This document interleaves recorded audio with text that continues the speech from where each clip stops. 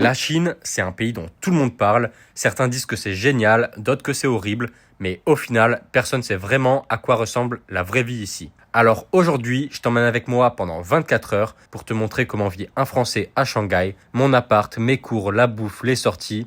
Bref, le vrai quotidien d'un étudiant français en Chine. Tu verras, c'est vraiment pas comme on s'imagine depuis l'extérieur. Dans cette vidéo, je vais vous montrer à quoi ressemble une journée dans ma vie en Chine. Donc là, il est 7 h du matin et je vais me préparer à aller en cours. Avant ça, je vais vous montrer un peu là où je vis. Donc je suis à Shanghai et je vais vous montrer un peu mon appartement. Ma chambre et le salon sont dans la même pièce.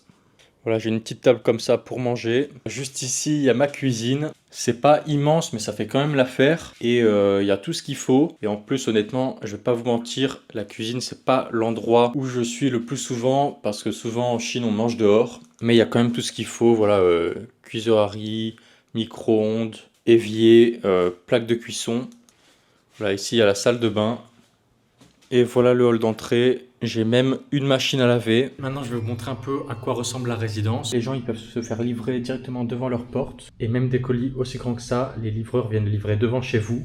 Donc ça, c'est vraiment super pratique. Ce qui est cool au rez-de-chaussée, c'est qu'il y a aussi une pièce pour se détendre avec un baby-foot et une borne d'arcade. Il y a même une petite salle de meeting où on peut se poser avec son ordi pour travailler. Il y a une petite salle de sport, alors il n'y a pas grand chose, mais c'est toujours pratique lorsqu'il pleut et qu'on n'a pas envie de sortir. Ce qu'il y a aussi au pied de l'immeuble, c'est un système de tri des poubelles avec des personnes qui trient en permanence les poubelles. Devant l'immeuble, il y a un concierge qui vit juste là, qui s'occupe qu'il n'y ait personne de bizarre qui entre. Pour aller à l'école, chaque matin, je prends le vélo. À tous les coins de rue, il y a des vélos en libre service. C'est comme des Vélib, mais en moins cher. J'ai juste besoin de scanner. Regardez le nombre de scooters qu'il y a dans les rues en Chine. Il n'y a que ça, il faudrait peut-être penser à m'acheter un scooter. Par contre, il y a un truc horrible à Shanghai qu'il n'y a pas dans les autres villes en Chine. C'est qu'ici, les feux, ils durent une éternité. Il faut attendre 5 minutes avant que le feu il passe au vert. Ce qui est cool, c'est qu'il y a une voie spéciale pour les vélos. Et juste à côté, tu as la voie pour les voitures et les camions. Je viens d'arriver à l'université.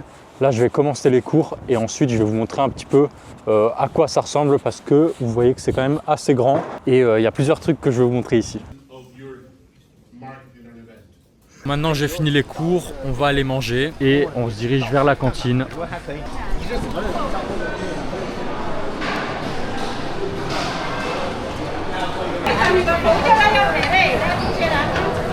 Et vous pouvez voir que sur la télé, on peut voir la cuisine de l'intérieur. Au moins on voit que tout est propre. Le repas il coûte 1,50 € et je peux payer avec la reconnaissance faciale.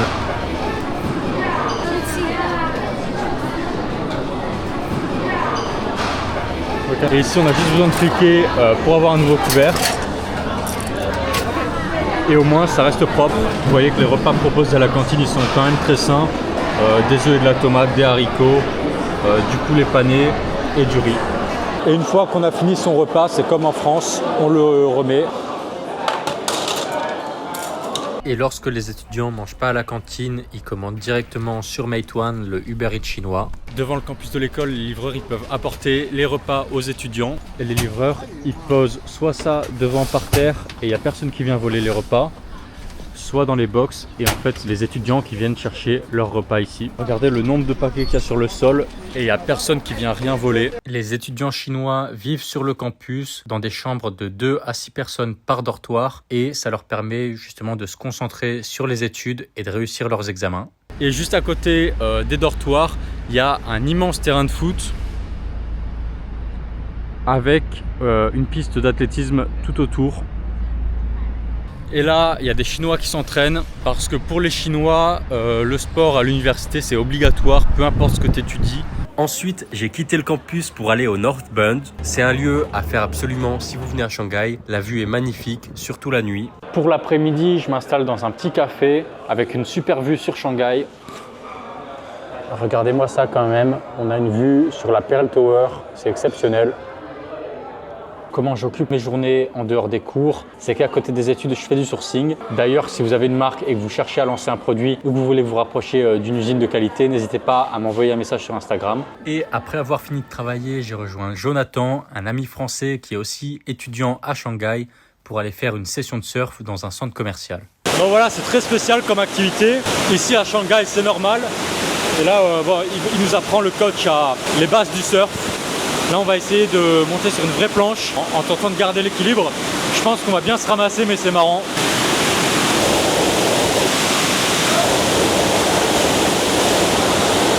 C'est un des gros avantages de Shanghai, c'est que pour s'amuser, il y a plein de trucs différents, il y a plein de possibilités. Il y a tous les sports qui sont proposés dans la ville. Un autre truc qui est bien à Shanghai, c'est que beaucoup de gens parlent anglais. Là, le professeur, il arrive à nous expliquer le cours quand même en anglais. Donc, c'est un gros point positif de cette ville. La session de surf pour 2 personnes a coûté moins de 20 € pour 45 minutes. Donc, c'est très intéressant au niveau du prix. Et juste à côté du surf, il y a une piste de ski artificielle dans laquelle on peut s'entraîner et prendre des cours. Ensuite, j'ai pris le métro et je suis allé rejoindre ma copine Naomi pour aller manger un hot pot chez Haidilao. Le hot pot, c'est la fondue traditionnelle chinoise. Et à la fin, vous allez voir, il y a une petite surprise qui vous attend. Là, je suis arrivé devant le restaurant et c'est énorme. Voilà, ça s'appelle Haidilao. Et vous pouvez même faire vos ongles en patientant. Donc, il y a quelqu'un qui s'occupe de vous et qui fait vos ongles. Tout ça gratuitement si vous mangez chez eux. Regardez-moi, c'est énorme comme restaurant. Il y a plein de tables partout.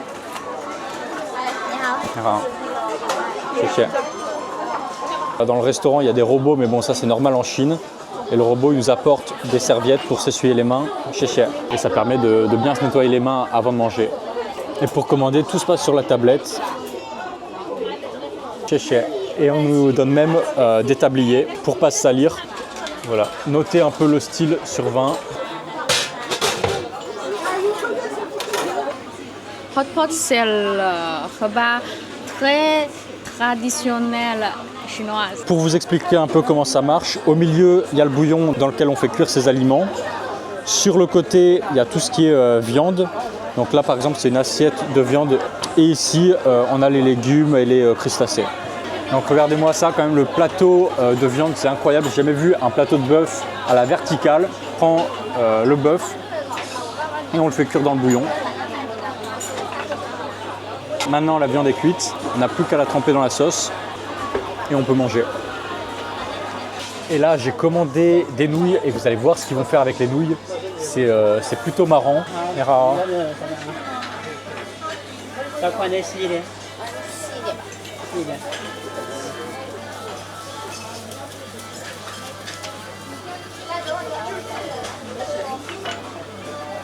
Il est vraiment extrêmement fort et agile de ses mains pour pouvoir faire ça avec des nouilles.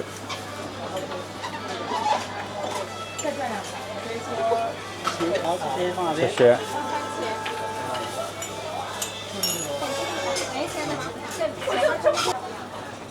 Voilà, donc en littéralement 2 minutes, il a fait un spectacle avec des nouilles. Et en fait, ça permet d'étirer les nouilles et de les manger directement dans le bouillon. La raison pour laquelle Haidilao c'est vraiment populaire en Chine, c'est pour le service de qualité. Ici, tout le personnel prend vraiment soin de nous. Si t'es une fille, tu peux te refaire faire les ongles gratuitement. Si t'as personne avec qui manger, on va t'amener une peluche à ta table. Et si c'est ton anniversaire, le personnel va te le souhaiter en chantant. Le gâteau qu'ils m'ont apporté, parce qu'en fait, je leur ai fait croire que c'était mon anniversaire, alors que pas du tout. C'est juste pour la vidéo. Et du coup, ils m'ont apporté un cupcake.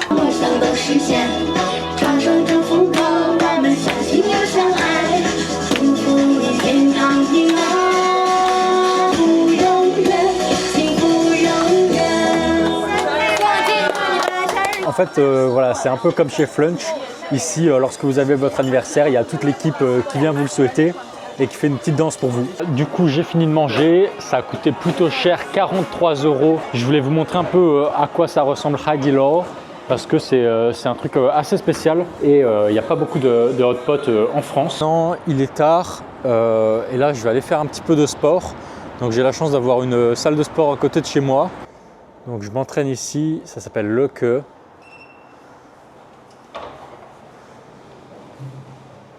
La salle de sport est assez basique, on y retrouve les mêmes machines qu'en France. L'abonnement coûte 20 € par mois. Il y a des clubs dans toute la Chine et la salle est ouverte 24 heures sur 24. Merci d'avoir suivi cette vidéo, j'espère que ça vous a plu et c'est le grand retour des vidéos régulières. Cette fois-ci, je vous fais la promesse. En tout cas, je vous dis à bientôt du coup et on se retrouve plus tard.